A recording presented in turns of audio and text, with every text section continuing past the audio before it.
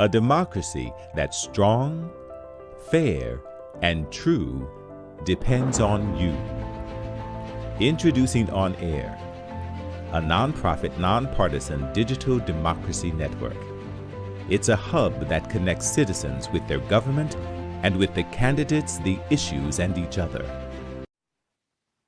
Good afternoon. I'm Eve Armstrong, and I'll be your host for tonight's US On Air Aircast. Our sponsor today is Democracy On Air, a nonpartisan nonprofit that supports the US On Air network of 50 governance and election hubs at us.onair.cc. Our Aircast today will be focusing on the leaked majority opinion draft on the overturning of Roe versus Wade. For more information on this issue, here is a video from YouTube. An early draft of a coming Supreme Court decision leaked to the public late yesterday suggests that by this summer, a majority of the justices will overturn Roe versus Wade, the landmark decision of 50 years ago that established a constitutional right to abortion. As John Yang reports, the news sent shockwaves through the court and through both sides of the abortion rights debate. Demonstrators on both sides of the abortion divide converged on the Supreme Court today. Abortion saves lives! Abortion saves lives! Abortion is violence! Abortion is oppression! 80% of young people want to vote on abortion. They want it to go back to the states where they have a right to vote on it. Let the people speak. Supreme Court, let the people speak! We're speaking! I would have died without this law. Just so you know, you're sacrificing the mothers for the children. This follows a Politico report that the justices are poised to overturn the right to abortion that the court established nearly a half-century ago. As President Biden departed for a planned trip to Alabama, he said that outcome could have wide-reaching implications beyond abortion. It would mean that every other decision relating to the notion of privacy is thrown into question. If this decision holds, it's really quite a radical decision. It's a fundamental shift in American jurisprudence. In a statement, Chief Justice John Roberts said the draft opinion in the Politico report is authentic, but he cautioned it does not represent a decision by the court or the final position of any member on the issues in the case. He ordered an investigation into the leak, which has no precedent in recent memory. Here is a 1-minute speak up on the leaked draft from myself. At the beginning of this month, a draft opinion to overturn Roe v. Wade was leaked to the public. Overturning Roe v. Wade would mean that the right to an abortion would no longer be protected at the federal level, and its legality or illegality would be up to the discretion of the states. It would be an understatement to say that this decision is highly controversial. Many women are outraged, stating that this is an antiquated and amoral step in the wrong direction. Many argue that this decision is not about ethicality or morality, but it's about continued control and dominance over women, their bodies, and their agency. This decision is not only unconstitutional, but unethical, and it will have unthinkable repercussions on every facet of our society. To my senators, Tim Kaine and Mark Warner, we need you to be the voice of us needing our rights protected at this time. To help us understand more about this topic, we have invited Paul Sullivan to be our featured guest. Hello, Paul. How are you? I'm doing well. All right. Let's start it off with what do you think the significance or the purpose of this leak was? I think that's a two-part question. The first part, the significance. I think that leaking is a largely significant thing to happen, and I think it's indicative, at least at some level, of a very significant, like someone in the internal, in terms of the Supreme Court, believes that it's significant enough that the public needs to know, in terms of risking their own career. As you know, there is an expectation of secrecy in terms of, or confidentiality in terms of the Supreme Court briefings, and in terms of a purpose, it's hard. One of those things that we have to wait to see in terms of the investigation to know what if there is a suspect and there is a motive. But if we were to speculate, it could range from someone wanting the public to merely be aware that it is happening and that's currently happening in the Supreme Court, given the current makeup of the court, or could be to stir up public opinion, or it could be both. We'll just have to wait and see. Excellent. And just in your opinion, do you think that this is something that the public needs to know, or do you think this isn't like an unethical violation of the Supreme Court confidentiality? I think that the eventual like coming out of this opinion isn't like inevitable in terms of the makeup Right. of the court. Mhm. It's merely a matter of when the band-aid's being ripped off.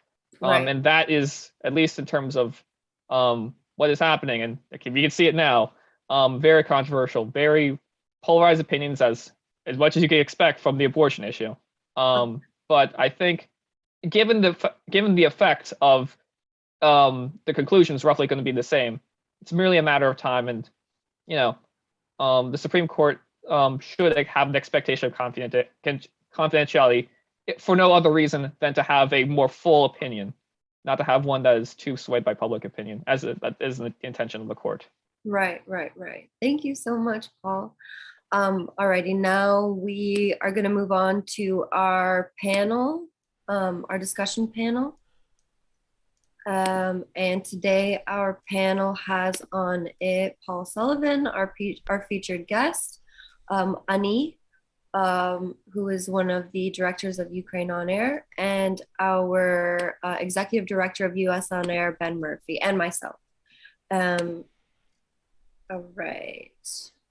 Since there's a 20-second delay in our live stream, we ask that our YouTube live audience submits their questions in the chat field as soon as possible. All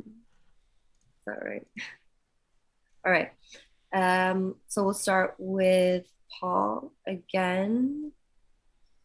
I guess my question to you is, do you think that this is really going to happen? Like Roe versus Wade is going to be overturned? It's hard to tell, given that this is supposed to be a draft opinion, and Right. at this stage of the process, it is very, very much subject to change, and doubtless, there is the potential for things to change.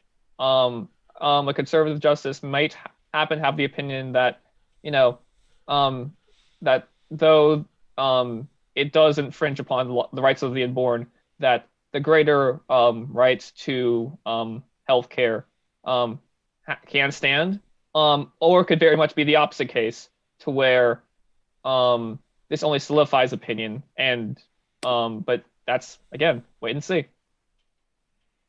Alrighty. All right, Ani, same question to you. Yeah, so I would agree with what Paul said, that it's hard to tell on whether or not Roe v. Wade would overturn, or with the but if by chance the decision happens to be overturned, and it is confirmed by the justices of the Supreme Court, then this would not only cause a ripple effect towards other cases like Brown v. Board of Education or Plather v. Doe, and their possibilities of them being overturned, but more importantly, could create a negative stigma towards the landscape of American politics, causing further division between the Democrats and Republicans, and even continuing to, let's say, infringe upon the liberties and rights that are entitled to, let's say, for Roe v. Wade, women on the case of abortion. And this, if by chance Roe v. Wade again is overturned, then this would also impact Brown v. Board of Education for the possible, for preventing segregation of public schools, and Plather v. Doe for giving education to individuals regardless of their immigration status. So this would be a stigma towards modern day politics, and again could cause a ripple effect towards other Supreme Court cases that address liberties like Roe v. Wade. Oh, right. Thank you. Ben, what are your thoughts? I think that this is obviously an unprecedented time where we're seeing the leaked draft from Supreme Court justices. I actually think it's inevitable that Roe v. Wade will be overturned. I think that they're put between a rock and a hard place to some degree, where if if the majority opinion changes, then it will, it'll pretty much show that they're influenced by public opinion, at least in this case, which completely destroys any form of legitimacy of the Supreme Court. And I think fundamentally that's the problem, is that I don't even think that if this had not come out, that the majority opinion would have changed. I mean, my understanding, at least from what I've seen from at least some individuals within the legal field, is that the legal reasoning of Roe v. Wade is pretty shaky. Like even Ruth Bader Ginsburg, for instance, agreed that the legal reasoning on which abortion was determined to be under like the right to privacy under the 14th, which itself was taken from like the right to liberty, that like privacy was distilled from like the protection of liberty or something, I believe. That was like fundamentally shaky, I believe. So I think to some degree it's probably inevitable that when a conservative court came into not office but into their positions, that a decision like this would occur. Yeah. So I think that they will make the decision fundamentally because they think it's the right one, like they believe that to be the case, but also because if they were to make the other decision, it would show that they caved to public pressure, essentially, which completely legitimizes the court, and is also one of the things that like the Chief Justice of the Supreme Court is like vehemently against. I mean, his decision on the Affordable Care Act back whenever that Supreme Court decision was, when Roberts kind of changed political leanings to agree with the more left-leaning Supreme Court justices, was him trying to maintain the legitimacy of the court. Right. So I expect that they will make the decision to overturn Roe v. Wade. Right. Yeah. And I agree with you. And there's so much going on here, right? We've got like legality, we've got morality, a little bit of ethics. Like it's a very, very, very complicated and controversial topic. And it's also a very scary one as a woman, because to me, like a lot of these decisions, I feel like are completely out of control of the people that affect them. And it's getting down to the root of what the issue is with America, right? Like our votes not being counted, our desires not being expressed or wished. As a woman, like I think that it's a fundamental right to control over our bodies. And that overturning Roe versus Wade or not protecting abortion on the federal level is honestly a patriarchal means of dominating women continually. And you know, I can see it. I can see the argument on both sides. But in a country where we don't have subsidized healthcare, we don't have paid maternity leave, I think that this is a really, really, really big issue. And it's really, really scary. And it's a big problem. So I don't know. I guess it's tough because there's a little bit of emotion like in me, like when we're discussing this. So it's hard to say, you know, partisan or, you know, like on either side. But I don't know. Like I said, like it's really out of my hands, out of our hands. And like, I guess we're just going to have to see what's going to happen next with the Supreme Court. So, and to add on to your opinion about, you know, like this opinion being out of control, that's, I think there's 2 points of that. First, that as an institution, the Supreme Court is structurally not meant to be in the people's control. It is supposed to be in the people's control insofar as it being detached in a very vague sense to the executive branch. Right. But also another thing that makes this a very heightened issue is that of the male-female divide on the Supreme Court itself. There's only 3 members out of the 9 justices who are women, Sotomayor, Ginsburg, and Kagan.